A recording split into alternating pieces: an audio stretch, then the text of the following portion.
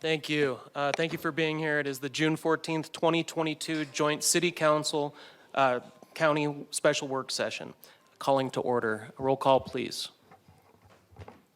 Mayor Deasy, Here. Vice Mayor Sweet, Here. Councilmember Aslan, Present. Councilmember House, Here. Councilmember McCarthy, Here.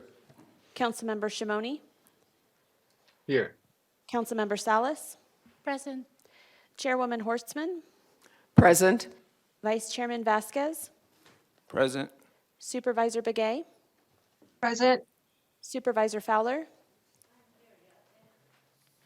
and Supervisor Ryan. I'm here. Oh, that's not Ryan, that's Fowler. Thank you. And Chairperson Horstman, would you please lead the Pledge of Allegiance for us? Yes, please rise if you can, and please face the flag. I pledge allegiance to the flag of the United States of America and to the republic for which it stands, one nation, under God, indivisible, with liberty and justice for all. Thank you, Chairperson. Vice Mayor, our mission statement, please. The mission of the City of Flagstaff is to protect and enhance the quality of life for all. Thank you. And Councilmember McCarthy, our land acknowledgement, please. Yes, thank you, Mayor. The Flagstaff City Council humbly acknowledges the ancestral homelands of this area's indigenous nations and original stewards. These lands, still inhabited by Native descendants, border mountains sacred to indigenous peoples. We honor them, their legacies, their traditions, and their continued contributions. We celebrate their past, present, and future generations who will forever know this place as their home. Thank you. Thank you, Councilmember. Brings us to Agenda Item 4, update, discussion, and possible direction regarding the pipeline and haywire fires in the greater Flagstaff area, including updates from various agencies working on the fires. And as we proceed, just so you know, on the dais, you will need to hold down the button when you speak. And for those at the podium as well, please speak into the mic so that way those electronically joining in can hear us. With that, I will turn it over to Chairman Horstman. Thank you. Well, good afternoon, all. First of all, it is really important to be here today for a joint meeting of the city and the Coconino County Board of Supervisors. You know, in a time of crisis, it's important to have the support and the cooperation of our local governments. And it is wonderful that we are here together, united, to show this community that we stand with them. Also, I want to thank the mayor and the City Council for hosting this joint meeting. It's wonderful to see you all. I think this is the first time I've seen you all in person for a joint meeting really for 2 years. So it's so wonderful, and thank you for hosting. And I want to express the county's concern and acknowledgement of the hardships of our community members who have been evacuated not once, but in many cases twice from their homes due to this fire. It is just heartbreaking, and yet it is just heartwarming to see what a resilient community we have. And I want to thank them, and we are doing everything we can for them, both in supports while they are evacuated, as well as to get them back into their homes as soon as we can. And I also, of course, want to thank our first responders, the Coconino Sheriff's Office, the City Police Department, our fire departments, our fire districts, the fire crew. You know, we have people now who have come in to assist our community from all over the country. And all of us here, I know, have a heartfelt thanks to all of you. This morning, the mayor and I were at a cooperators meeting and this morning, and the type 2 was basically saying, yeah, we're getting ready for the type 1 team to come to take over. I acknowledge the type 3 team for the great job they did, the type 2 team for the job they're doing now. And we made a great comment. He said, yeah, type 1 will take over if we don't get this done in 2 days. We'll give them a crack at it. So I'm going to say to the type 2 team, we look forward for you to getting it done in the next 2 days. And we certainly have a great weather today, and we are hopeful that we can make some great progress today. The other that I think is important to acknowledge, that it has just been heartbreaking for all of us in every part of this community to watch our beautiful mountain burn. And we are hopeful that this comes to a quick conclusion. And in the meantime, I want to just say to all of us, you know, we are strong when we're together. We are a resilient community. We will together get through this. And again, I want to thank the city for your attention, cooperation, care, and concern. And thank you for allowing us to be together with you for this meeting. Thank you. Well said, Chairwoman. Thank you all for being here. Thank you to the county for your leadership in helping to call this meeting. And we know that this is going to take all of us to be able to address, to create the greatest outcome possible from this very tragic situation. You know, thank you so much to our first responders, every agency that is collaborating right now to have been able to respond so quickly, and now even just 48 hours later, having 600 personnel on the ground plus more to come. Aerial now, thankfully, after today, as of today, is in full operations, and we are grateful for the weather to be able to give this opportunity and looking forward to us getting this more under control. But I also want to mention the city residents. How many people continue to step up, to call, wanting to help, wanting to do things. When the Humane Society had to evacuate, people were going in droves to Fort Tuthill for the evacuation location to help foster animals and to take care of many of our vulnerable. So as always, the resiliency you speak of, we see here in Flagstaff, will always be there for each other, and let's just get this under control, help inform the public of what's going on, and move forward together. So, thank you. With that, we do have the County Manager Peru, if you would like to introduce. Thank you. Mayor, Chair Steve Peru, Coconino County Manager, members of the council, members of the Board of Supervisors. Again, we have today a number of individuals representing various teams throughout federal, local, and state, or federal partners, here to update you on the pipeline and the haywire fires. Just before I cover quickly who's going to be here, I want to, say that this evening we're having a community meeting at 6 p.m. at Sonawa Middle School. The community meeting is intended primarily for individuals who have been evacuated and are in go status.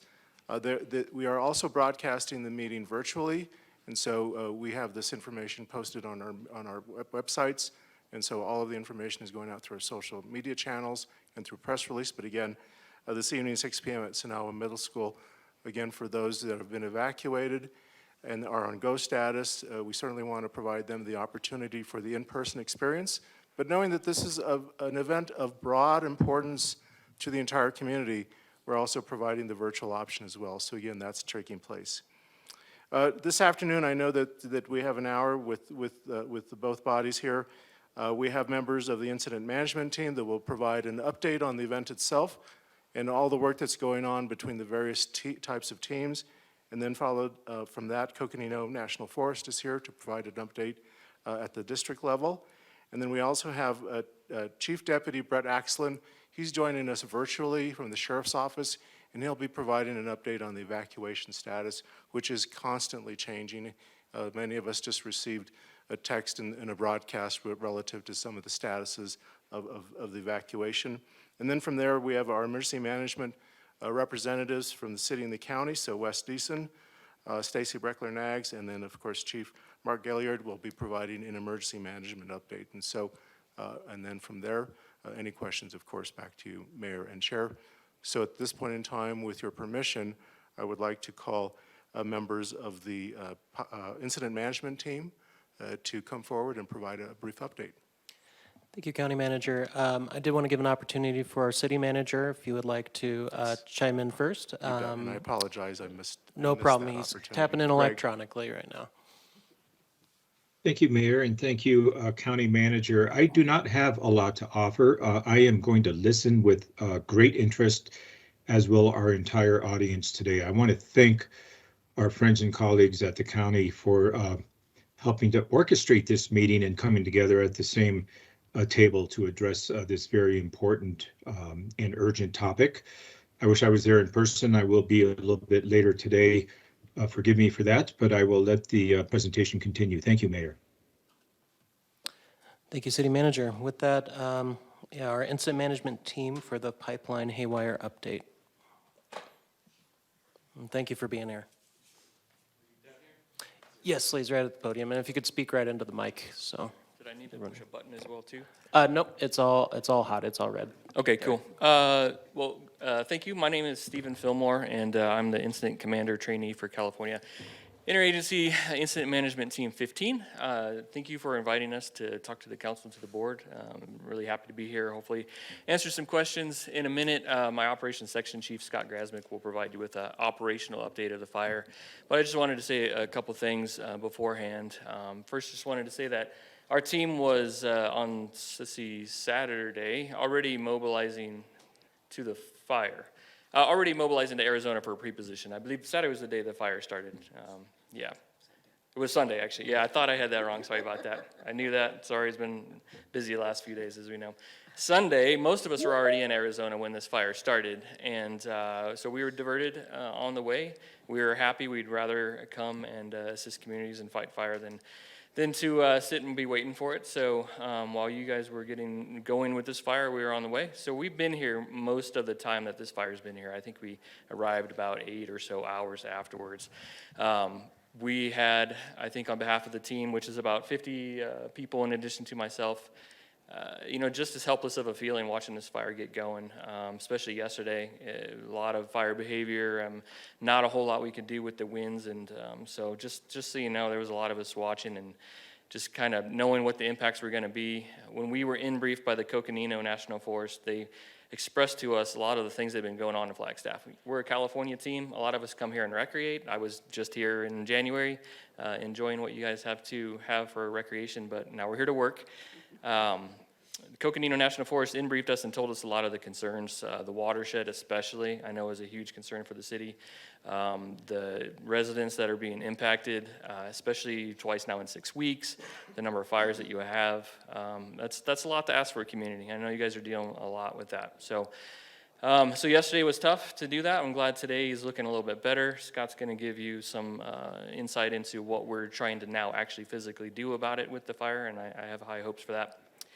And then as we all know, our team, California 15, is going to be here for probably 2 days, and then on Thursday you'll be looking at some new faces, and we'll probably be going to find another community to help and another fire to put out, but you'll be in good hands with Tony DeMaster's team. So thanks again for the opportunity to be here. I'll be hanging around here for any questions. We also have our liaison officer, Alan Weiling, and then so I'd like to bring up Scott Grasmick now for an operational update, and again, thanks for letting us be here. Thank you.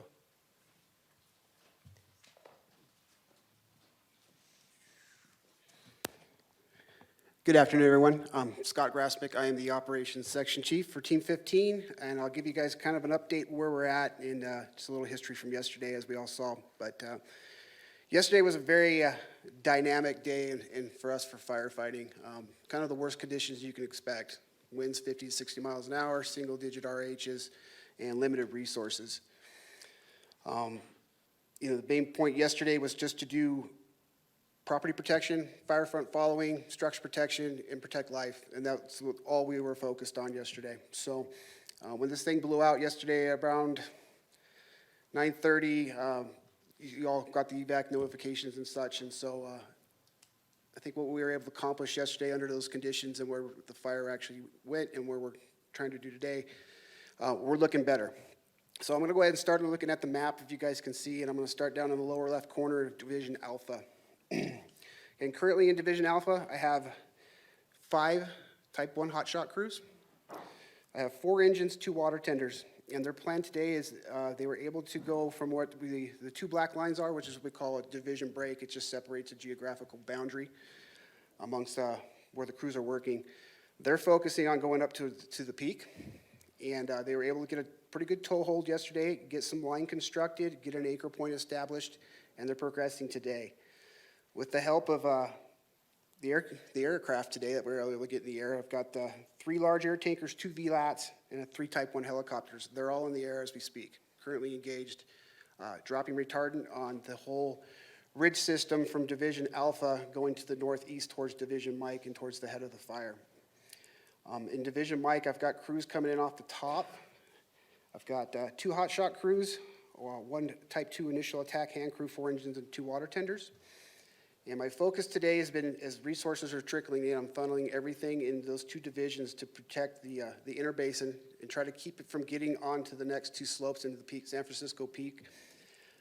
It's given us a little bit of fit, I'll be honest, up in Division M, up towards the, it's hard to see with this map here, but I apologize, but up at the creek there and the peak.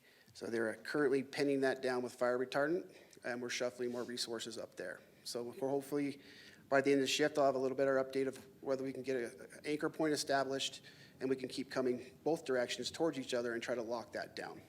But as we all know, fire's dynamic and there's no promises, but we're giving it everything we have. That is the priority for the mission today. Moving up into the top right corner of the fire, kind of out towards, I believe it's Medicine Valley, Division Tango. I've got 3 hotshot crews, 1 Type 2 hand crew, 8 engines, and a water tender. They are currently holding the fire on the road system in there. It came through, there was some pretty good ferocity yesterday, and we just couldn't keep up with it. But as the winds have died down, the crews have actually able to get an anchor point off of Highway 89, and they're pincing around it. So I'm hoping by the end of shift today to have that, well, better than it was the last 48 hours, but that's looking good. Coming back down towards the town of, into the city here, into Flagstaff, that is our second priority with the aircraft, just because of the previous burn scar and didn't carry as deep into that because it's already been burned. We're reinforcing that with aircraft, some retardant, just to make sure that everything is secure. I currently have 10 engines on the division, and I have a 15-engine structure group that are going through there, and their mission today was to mop up any hot spots in and around the communities. I received a lot of phone calls last night after I got off shift from dispatch with concerned citizens phoning our dispatch centers, seeing hot spots from their ring cameras and such, and so I was able to actually pinpoint addresses and push it out to the field and actually get resources on scene to those addresses and to take care of that. Coming down into Division Victor, night of the first day of the fire, they were able to successfully drag fire across the bottom there and secure that. And today, crews are just focusing on mopping up, putting out hot spots, and securing it. So that's looking really, really good. We were able to, from yesterday's work and today's work, we were able to take some of the mandatory evacuations out and just put them back into a ready status in case something else was to flare back up today, but we're not anticipating that. Moving over to the Haywire fire. That one made some pretty good pushes yesterday with the wind as well. It's burning in a completely different fuel type, burning in that juniper versus the ponderosa pine up high. Finally starting to get some resources in. I've got 15 engines, a dozer, and a couple of helicopters assigned to that fire with a 1 branch director and 2 divisions. And as we get more additional resources that are slowly trickling in, we're pushing stuff out there. We're building a better night plan with more resources to continue the fight into the night tonight. Their plan is just to anchor in off the bottom where you can see the revision breaks that I spoke of before, and they're working a pincer maneuver, just flanking on each side and trying to contain it. It's just going to take us 3 or 4 days to get around it. So my goal, now that the wind has died down, is to lay the foundation for the Type 1 team, get them a good anchor point established and a jump-off point so they could be successful as they transition to the fire and take over. So with that, that is the operational update as we speak for today. And then if there's any questions, I'd be more than happy to answer. Thank you very much. Do we have any questions at this time? We will also have questions of staff at the very end of this meeting, so you're welcome to save them up if necessary. I'm not seeing any at this time. Thank you very much. Thank you for your time. With that, we are down to the Coconino National Forest update, which Nick Glidden. Good afternoon, Nick Glidden. I'm the acting district ranger for the Flagstaff Ranger District. So I want to cover where we were at prior to this fire, where we're at now, and where we're going with, relative to restrictions, and then post-fire events planning. This, where the origin was, this of this fire was already in a fire closure area year-round. In addition to that, we also had our Stage 2 fire restrictions for the entire Coconino National Forest, which banned fires across the entire forest. Looking forward, we've been doing a lot of background work on moving towards full forest closure. However, that takes a lot of coordination. We don't go alone with that. We look at our indices as well as work with cooperators on how that'll impact folks. So we're doing that background work, and we should have an answer within the next day or so on that, getting that closure in place. Talking about looking at post-fire, we are initiating our BEAR team, our Burned Area Emergency Response Team, very much the same we did on tunnel fire, and we do on most fires. And so with that, we will continue to be in close coordination with the county folks and the city as we did with the tunnel, and with sharing data and embedding some of the county folks in that team to make that as seamless as possible, and to make sure our communications are great. So that's kind of the update for where we're at now. And I will open it for some questions, or we can hold those till the end. Councilmember McCarthy. Well, thank you, Mayor. I'll ask a couple questions, and if that's more appropriate for later on, just tell me. But, so I see a map up there. Is everything in red, is that burning already, or does that have some other meaning? So I believe this map that's up on the screen here was done from our infrared flights. So I do believe that would be all mapped with heat signatures. And so yes, that would be stuff that is active. And then I think it might be really helpful if you could maybe point out some of the key points, like where, I think I see where Highway 89 is, and like where Munns Park is, and kind of some of the key landmarks, so to speak, that would help people understand, at least me, the map. Sure. So running right through can you see the mouse here? Okay. Yes. So this is 89 running up through here. And so that gives you kind of a bearing for that. And on this map as well is the tunnel fire in the gray shaded area. So that kind of gives you a little more proximity there. Let's see, I'm trying to figure out some other landmarks to give you. Where's Doney Park? Is that down in the white area? Doney Park would be down lower here on this lower part of the map here. So let's see, the 556 road, if you're familiar with that, that connects, yeah, that road is right here along this south end. And yeah, right there along that end, if that gives you a little location. Have any structures been burned in this last few days? So what we've been told is that there's a potential at this point for at least one residence and potentially another structure.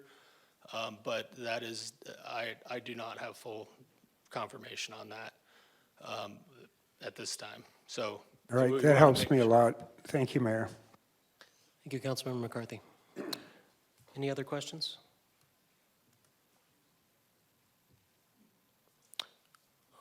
Not seeing any at this time. Thank you very much. That brings us to the evacuation status update from Chief Deputy Brett Axland, who I think is tapping in virtually. Good afternoon, Mr. Mayor, and thank you for the invitation to come and give a report. I am happy to say that we are transitioning from evacuations to now reentry statuses, and I'd like to just give a quick report on where we're at with our communities in that area. This morning at 7 o'clock a.m., the evacuation go status was lifted for the Donny Park area, north of Silver Saddle Road and north of East Cullum Lane to Eldon Springs Road, and placed into the set pre-evacuation status.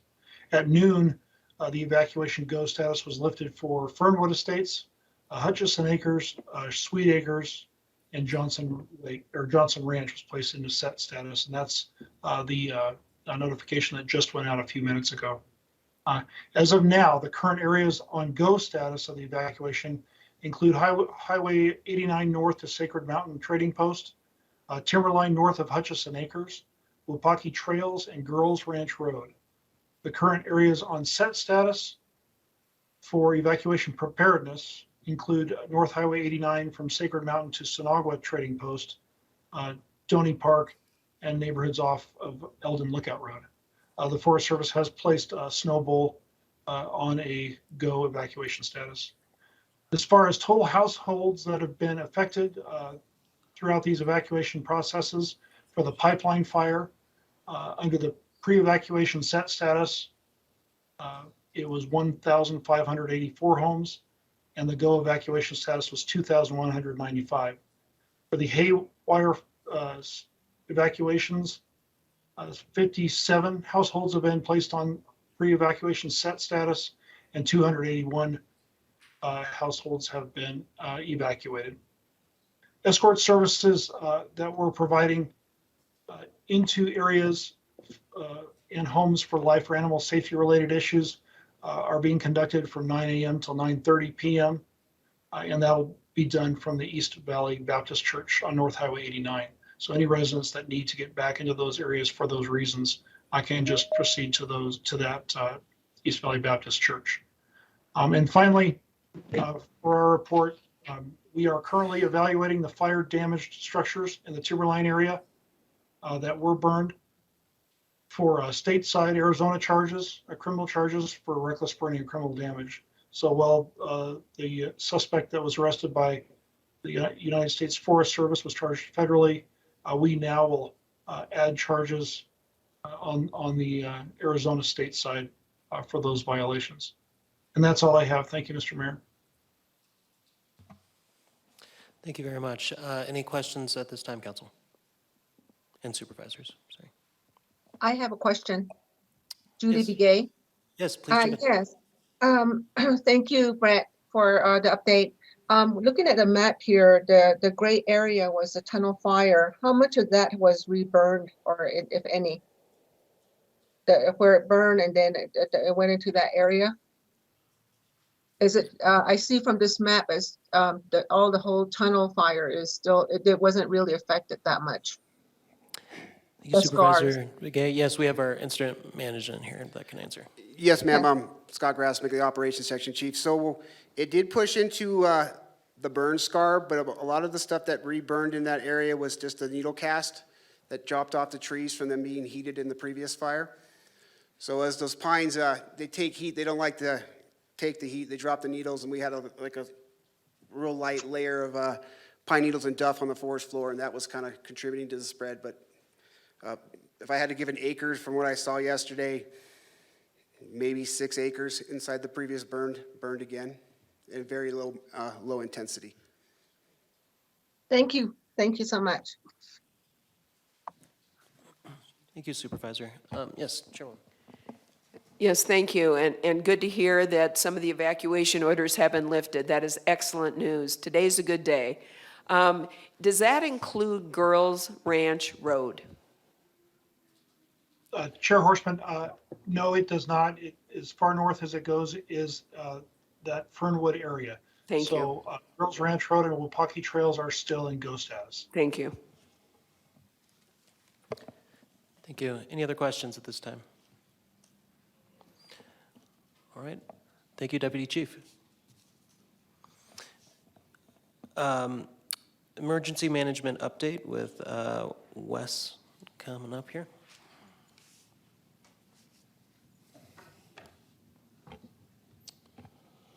Good morning, Mayor, Vice Mayor, Council members, Chair, Vice Chair, Board members, thank you for your time.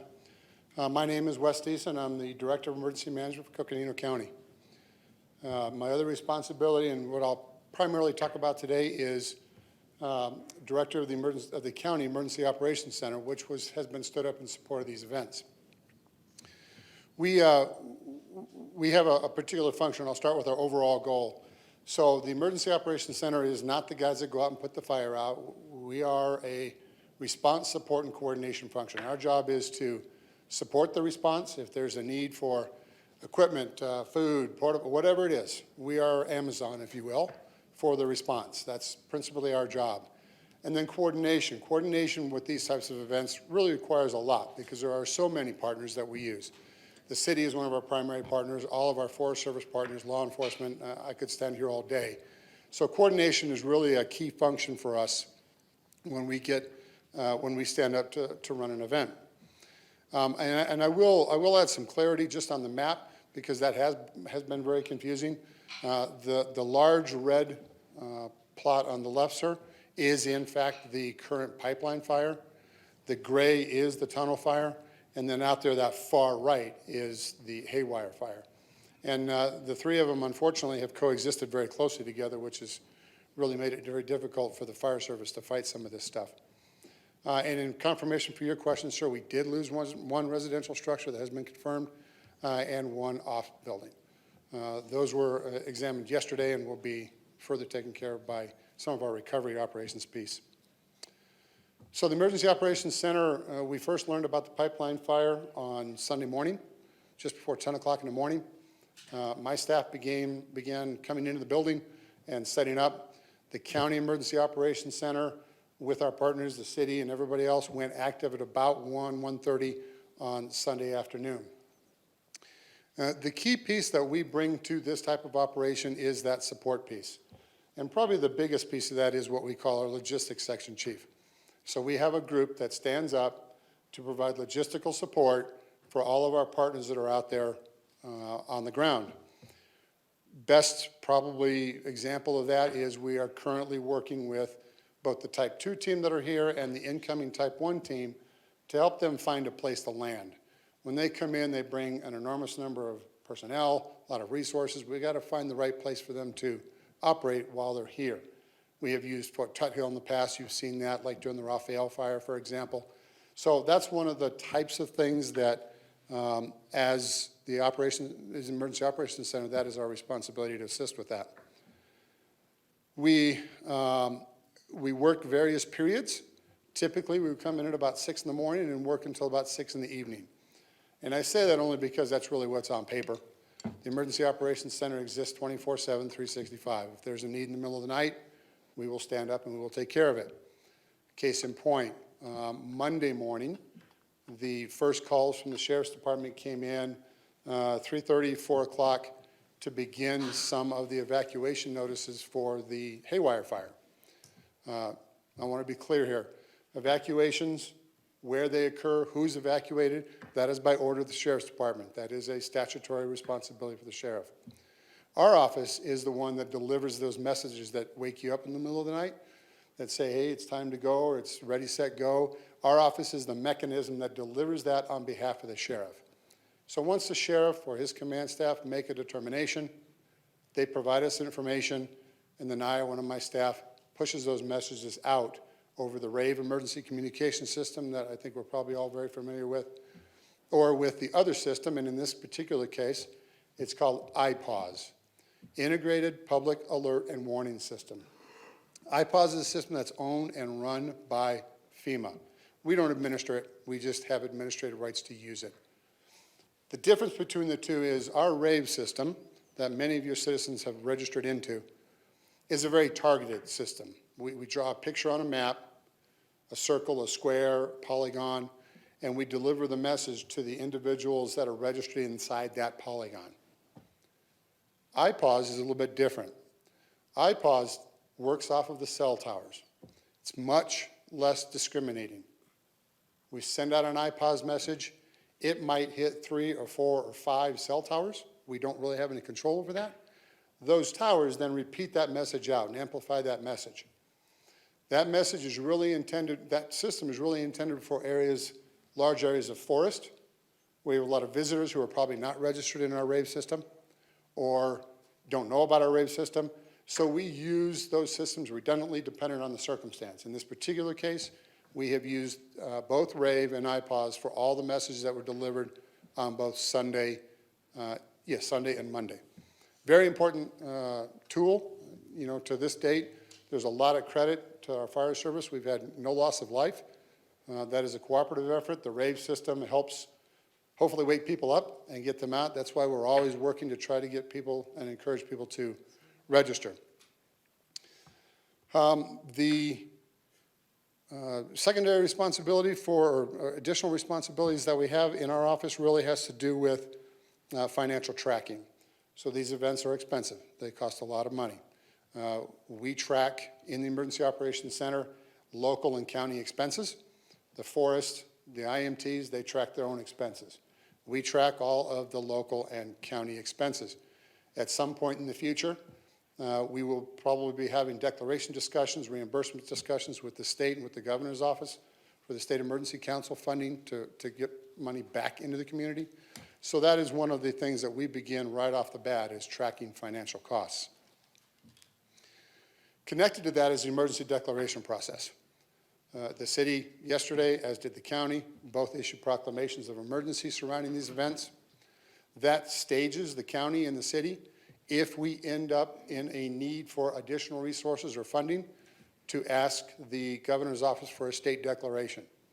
That's a process that runs from the City Office of Emergency Management through my office and then out to the governor's office. We have not made that ask at this point in time. We are having conversations with the state about the eligibility and the need for an emergency declaration. And I wanted to spell just a little bit why we haven't done that. An emergency declaration is really a triggering mechanism for funding from the State Emergency Council. At this point in time, while it is a large and disastrous event, we've had a loss of residents, there is not significant public infrastructure that has been damaged. Public infrastructure. Most of this is on the forest, a lot of it's on private land, things like that. We are constantly evaluating whether or not the need for a state declaration exists, and if that occurs, I will communicate that up to our board through the county manager, and we'll decide whether that is a point to be actioned. And then last thing, I was asked to give just a brief on the weather. So as we all know, we're headed into monsoons. It's a very unstable period of time, pretty hard to predict. We're in daily, almost hourly contact with the Weather Service. We are expecting some potential for thunderstorms on Friday and Saturday, specifically of this week. On Friday, it's 30 to 40%. On Saturday, it's 40 to 50%. So pretty good percentages for thunderstorms. They could be dry. We certainly hope that's not the case, bring lightning. But the indication right now is that they could potentially have some localized heavy rainfall and potential flooding threat if those storms happen to land on any of these existing burn scars. So the weather is going to be pretty unpredictable. I talked with Brian on it just before I came over here. We are well into the monsoon pattern, and that is probably going to be pretty unpredictable for the next roughly 2 months, as we all well know about our summer monsoon. So we want the rain, but we don't want it all at one time in one place. So hopefully we can stand by for that. That's all I have. If you have any questions. Thank you. First off, thank you for your team, EMS and Public Works out there, and all the partners for all they're doing to deal with this situation. My question is, how much has it cost the county so far to deal with this situation? So that's a really good question. Unfortunately, as we stand here today, I can't give you a solid number, sir. And the reason for that is, as our finance section stands up, they start tracking invoices, they start tracking time, they start tracking a lot of information. Most of the invoices, which is the largest portion of what we're dealing with, have not really become available yet to the finance. We're only on day 3 here. So I don't have a good answer for you at this point in time, sir. We will keep you updated in the twice-a-day briefings that I provide you. Once those numbers start to form and finalize, I'll be able to provide that to you. And I had one follow-up question, and that was, I know it's too soon to tell what the impacts of this fire will be on our different watersheds. When can we expect an analysis or some information about potential impacts of the watershed impacts? So I'll answer in very general form. All that work is underway. The process is underway. The information is underway.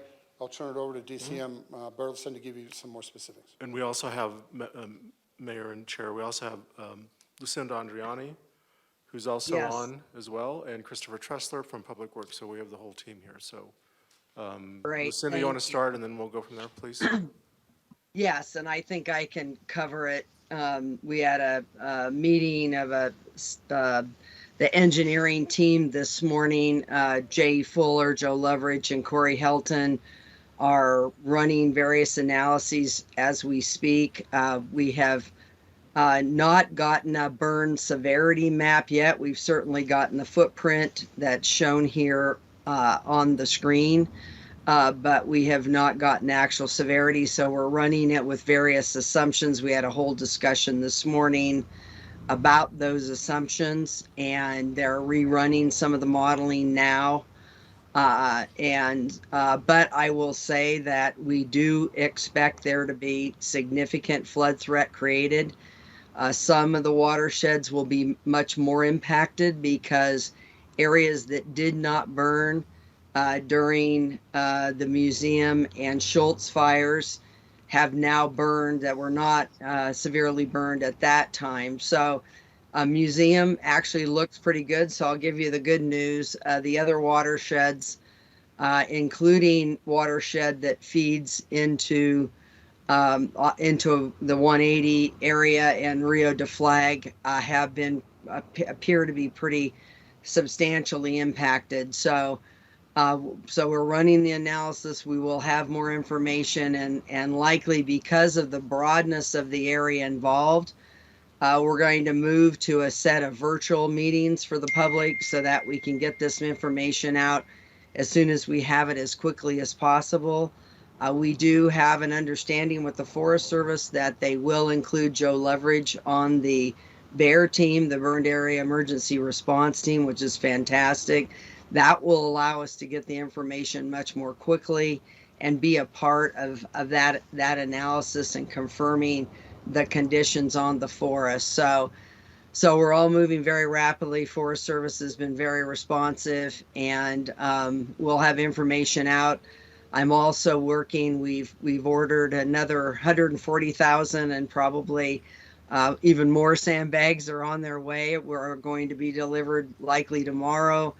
And we're trying to mobilize resources across the West as the Conservation Corps crews, as forests close down. One of those benefits is that Conservation Corps crews appear to be coming. They're having a meeting today across their footprint and are looking to mobilize hopefully some significant resources, but we're going to need lots and lots of volunteers. So we'll be putting out a plea. We need lots of sandbags made, and likely we'll need to help with placement again for those that are elderly and disabled. So mobilizing on all fronts: engineering resources, sandbagging resources, ordering barrier. We're mobilizing every resource that we're going to need. So thank you. I think that covers it. I don't think there's much more we can report at this stage, but appreciate the opportunity. Thank you. Thank you, Vice Chair. I did have a question for Wes regarding the iPause system. So I know quite a few of us have probably gotten emails, messages about them not receiving the emergency alerts that we're expecting. And does the iPause system require location services on your phone to be turned on, or is this a matter of just not being in the neighborhood of the particular area to get the notification, potentially? Great question, sir. I'll answer the first. iPause does not require location services. iPause broadcasts to any cell phone that is currently detected by that tower. So it's not a question of location, it's just your vicinity to that tower or the multiple towers that are hit. Now, in follow-up to your second question, we've had a lot of questions about this year. We are very, very careful and we are very specific about where we send these messages in the RAVE system. They are designed for life safety notification. We want to get everybody safely out of a defined area, usually defined by the Sheriff's Department, to get them out safely. We do not broadcast widely because that would dilute the notice and the information. So if you live in, on the 180 corridor, we don't want to notice you of these events. The way that the easiest distinction for that is, if you are potentially in danger, we're going to notice you with RAVE. If you're not, your best source is public information, social media, press releases, things like that. We reserve our RAVE messages for those that are in danger. So life safety consideration question. Thank you. So just to fully clarify then, location services does not need to be turned on in the phone, on people's phones for them to receive the emergency alerts through the RAV system? Sorry. Correct. Yeah. The iPause is tied to towers. RAVE is tied to an address. So if you register and your registered address is in that polygon, you're going to get the message. Even if you're in New York, your phone will get the message because it's tied to the address. Okay. Thank you for That the helps you? clarification. Thank you. Yes, Chairman. And this is just a comment. You had indicated about the county has not asked for a state declaration of emergency, but just for the public's information, I know the mayor issued a declaration on behalf of the city of Flagstaff and Coconino County. I signed an emergency declaration on behalf of Coconino County. Yes, ma'am. Councilmember Shimoni? Thank you, Mayor, and good afternoon, everybody. Difficult times, and I appreciate the comments that were shared by yourself, Mayor, and Board Chair Horstman. Thank you, and thank you to everyone who is working on this. Last couple quick questions. Just thinking ahead about the raining and flooding, and Lucinda, I think you kind of addressed more or less my questions in regards to how to best prepare and communicate with the residents. Thinking ahead to the flooding that's going to be coming, obviously depends on where the rain lands and the quantity, et cetera. But I'm just wondering, are we doing what we can in terms of? I guess I just asked that we do what we can to communicate with the residents about the potential flooding that will occur in the potential days to come. I think it was this weekend basically. But yeah, I know we're dealing with one emergency after the next, but I guess I do have concerns about the flooding that might be hitting us sooner than later. But just wanted to put that out there. Thank you. Thank you, Councilmember Shimoni. With that, I'm not seeing any other questions, so Stacy BK. Thanks. Hi, Council and Board of Supervisors, Stacy Brecko-Nags. I'm your Grants, Contracts, and Emergency Management Director. Little bit about what's been happening. About 2 o'clock, I got a call from the Type 3 IMT team liaison to open up the Business Accelerator Gemini Incident Command Post for the team. I met Bob Orrell, and they were all up there. We opened up that facility for the incident management team. They have come in there. The Type 2 team is in there now. We will transition with them with the IMT 1 when they come and work with them. We closed down Buffalo Park. We closed down Gemini, the road into Gemini. They have been using the facility for staging. They have loved our facility and are very happy and thankful to the city of Flagstaff. And really, I want to just say thank you to the county and the county staff and the city staff. Our team efforts together have been seamless. I think Wes has me on speed dial and text dial and everything else, but we've been working very well together, and with the Forest Service and the IMT teams. And they bring in a lot of staff, a lot of trucks, a lot of resources in. They've come in graciously, respectfully, very professional, very humble into our community to do this for us. It's been fun to meet all of them from all the different areas, and they're staying in our hotels and eating here. And I just am thankful that they're here to help our community, and I know you are too, both of you, Mayor Chair. So we're thankful that we're here and that we can help them and be a resource, and that's what I've been doing in the IMT up at Gemini ICP, has really been a liaison with the county, the city, and the Forest Service, and kind of helping them and help with resources. So, so really that's it. I know you guys have a 1 o'clock, so I'm going to be quick, and thank you again to everyone here, and I'm turning it over to Fire Chief Mark Gaylord. Thank you, Stacy. Mayor and Council and Chair and members of the Board of Supervisors, I don't have much to add. The briefing associated with the fire, I think, was well done. I'm going to jump on the bandwagon and express my gratitude to not only our local forest, but also Type 3 team, the Type 2 team coming in, and certainly the Type 1 team, who members are already on the ground. And so we're very pleased for them and their leadership and their capability.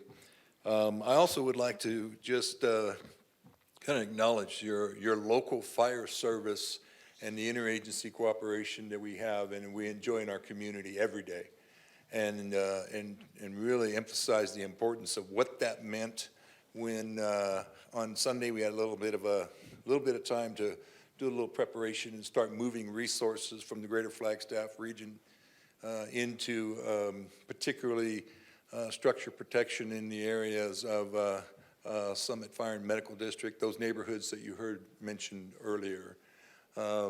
Yesterday, I was sitting on the south end of the slop over that kind of ran into that neighborhood.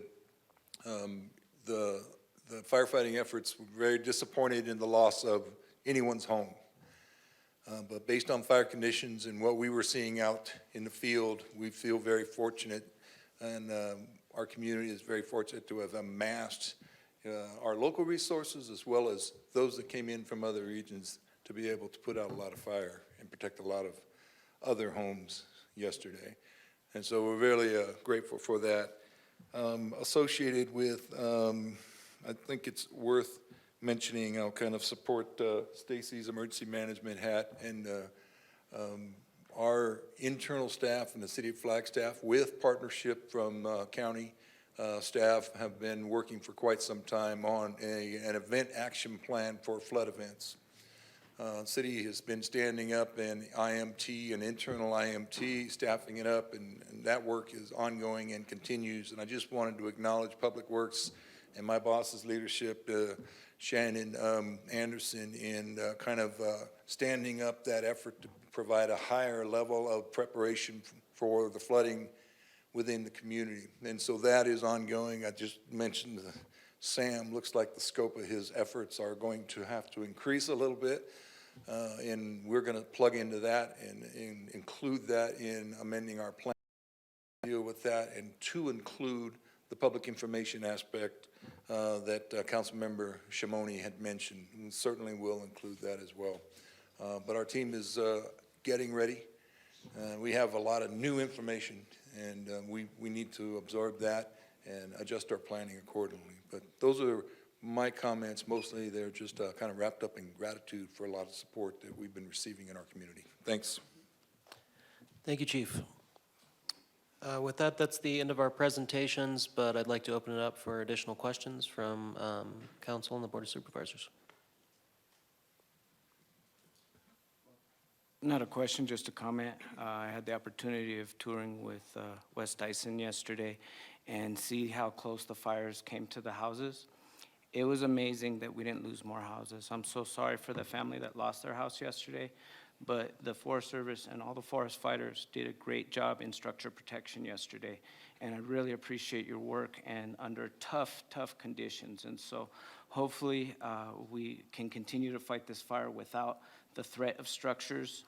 But yesterday was amazing because I saw flames 50 feet from a house, and that probably should have burned. And so really appreciate all your work, the Type 3 team, the Type 2 team, and everything you're doing. Thank you. We really appreciate it. Thank you for your comments, Vice Chair. All right. With that, Supervisor Fowler.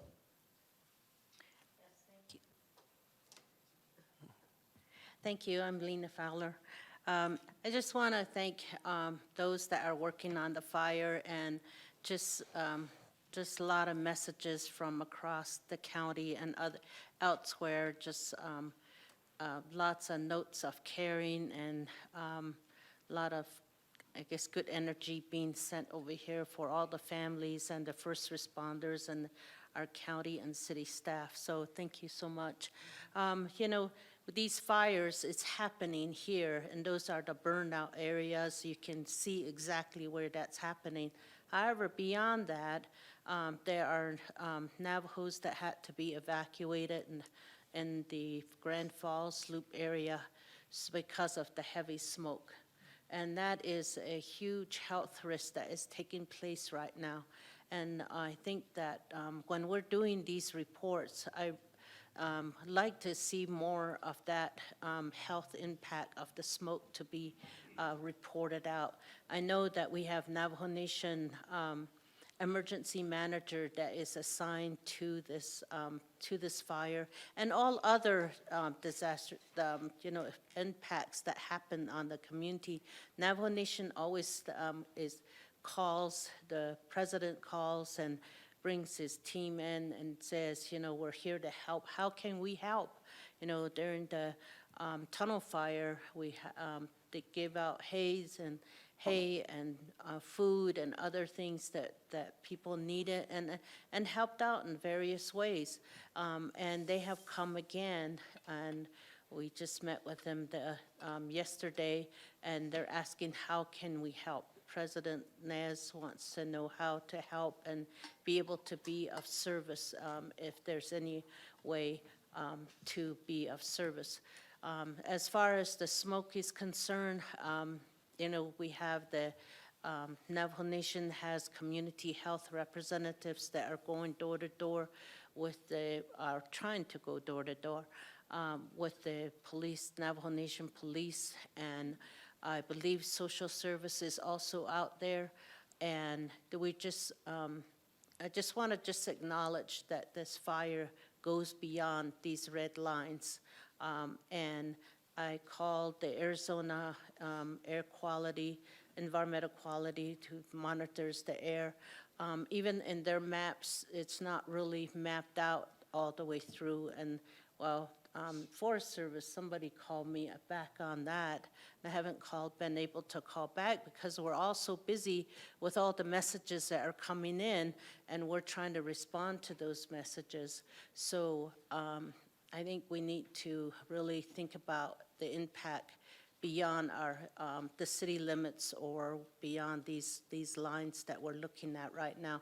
So I just want to add that, but at the same time, I don't want to say that you're not doing your work, but that you're doing such a amazing job in trying to get the message out.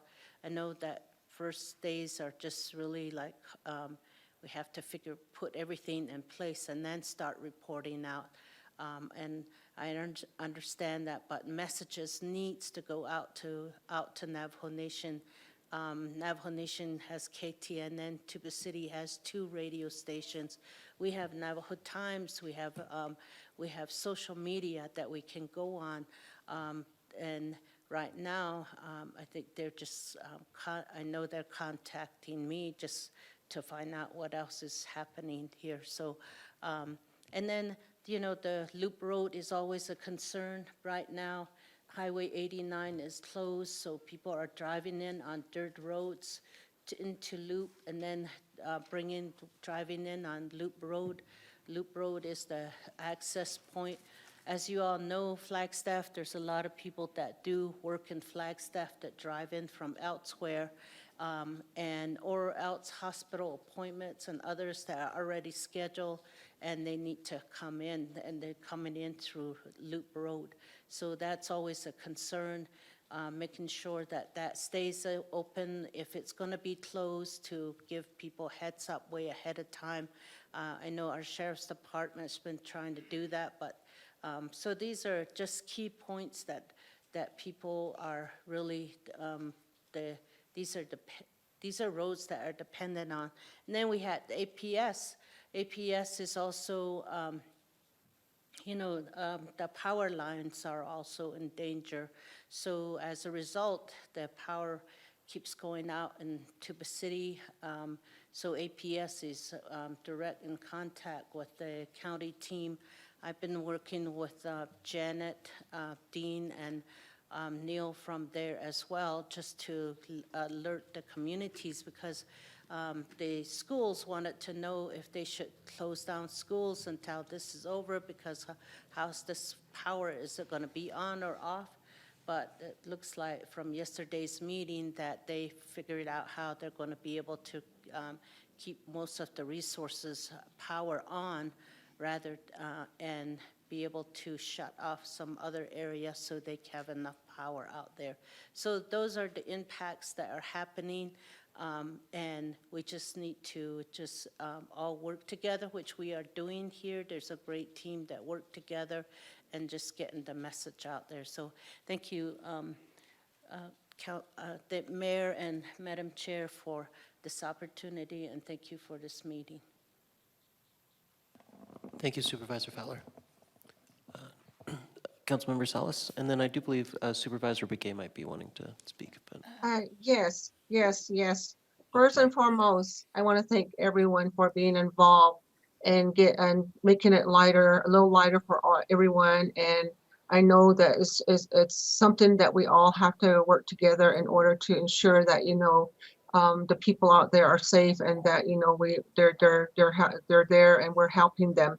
So a lot of things have come up, just like with APS, and also working with CHRs, the Navajo Nation, and various organizations within the Navajo Nation, and meeting with the president and vice president yesterday.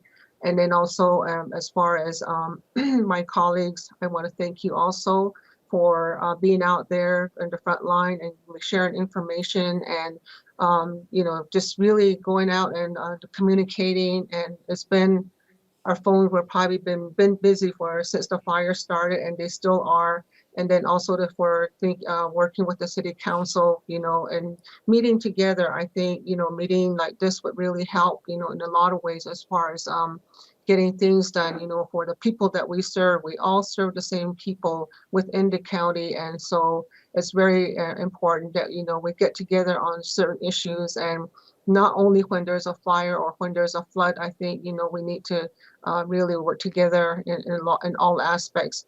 And and then I just want to say that also that during this crisis, time of crisis, it's good that again, we're all here for one another, and really respecting the indigenous people's rights and use to the sacred peaks. And when I first heard that, it got to me, at the beginning, when we started our meeting, because it is so true. It only serve the Hopis, the Navajos, or Wallapais, anybody. The indigenous people, they're out there and they're praying, and really going out and trying to help with their prayers, and even possibly their ceremonies, to get this fire out. So and to be less destructive, things like that. So I just want to say thank you for everyone, even Twin Arrows, and then also the firefighters. They're the frontline people out there for us, and I feel for them. And so, and their families, and a lot of us, we resort to prayers, and this is a time that we all get together and, do work and plan together and pray together. And just want to thank the mayor, and also our chair, for putting this meeting together, and having to listen to us, and, share information with us, whoever that needs to bring information to us. So very informative, and I thank you all. thank you, Supervisor Begay. Councilmember Salas. Thank you, Mr. Mayor and Madam Chairwoman. Amplifying the gratitude to everyone, multiple public agencies, private entities, all hands on deck with this all-out response, support and coordination to fire suppression, protecting and preserving life, property, and most importantly, natural resources and these sacred mountains. Just gratitude for keeping us all safe and sound. Thank you for offering your talent, time, and resources, and prayers, gratitude, and action. So, grateful heart to everyone. Thank you, Councilmember Salas. Anything further? Well, I will just say I really appreciate the collaboration that we continue to see and continue to build upon throughout all of the crises that our city faces and our greater community. And we're very appreciative for this meeting, all the work being done. And please let us know as elected officials at the city level, at the county, how we can help with the communications. I know many of us are really on top of it, trying to get the messages and information out there. But just please always know that us electeds, we can help a bit with that. As I know, I am always champing at the bit, wanting to jump out there and try to do something and try to get things done. And you know, that's is an area that we can help. So. Thank you again. Thank you, Chairwoman, and to all the County Board of Supervisors coming today. With that, meeting adjourned.